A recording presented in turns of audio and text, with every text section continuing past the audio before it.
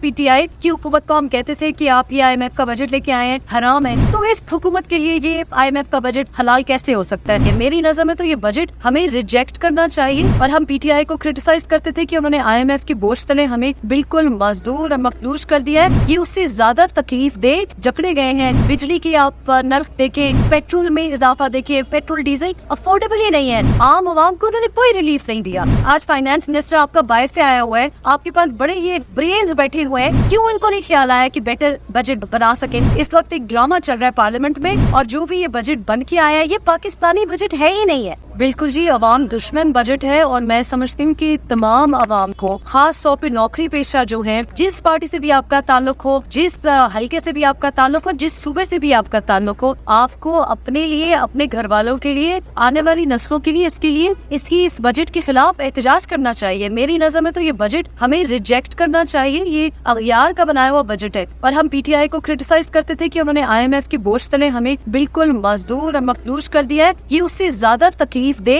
और बहुत लंबा आईएमएफ की हम जकड़े गए हैं, बेड़ियां हमारे पाँव में डाल दी है। बिजली की आप नर्क देखे, पेट्रोल में इजाफा देखिए, पेट्रोल डीजल अफोर्डेबल ही नहीं है। और नौकरी पेशा जो ऑलरेडी टैक्स नेट में है, आप उनके ऊपर मजीद बोझ डाल रहे हैं। यानी कि जो बदकिस्मती से अपनी तनख्वाही नहीं छुपा सकते, अपने एहसास नहीं छुपा सकते, आपने उनके ऊपर मजीद बोझ डाल दिया है। और जो लोग अपने एहसास छुपाए हुए हैं, जो लोग अपनी टैक्स नेट में आने से इनकारी है, वो तो बिल्कुल इसमें अशरफिया जो है, आपने उनको बेनिफिशरी बनाया है। इसका आईएमएफ का सीधा कॉपी पेस्ट करके बजट आपने हमारे ऊपर मुसल्लत कर दिया। इसके ऊपर जितना एहतजाज किया जाए कम है। पीटीआई की हुकूमत को हम कहते थे कि आप ये आईएमएफ का बजट लेके आए हैं, हराम है। तो इस हुकूमत के लिए ये आईएमएफ का बजट हलाल कैसे हो सकता है? कोई फर्क नहीं है। इन्होंने अपना ये अशरफिया जो है, अपने जो लोग हैं उनको नवाजा है, आम आवाम को उन्होंने कोई रिलीफ नहीं दिया। तो जब हम कहते थे पीटीआई के दौर में, मैंने प्रिडिक्ट किया था कि डॉलर 200 पे ये पहुंच जाएंगे, उन्होंने पहुंचाया। आप अब देखें,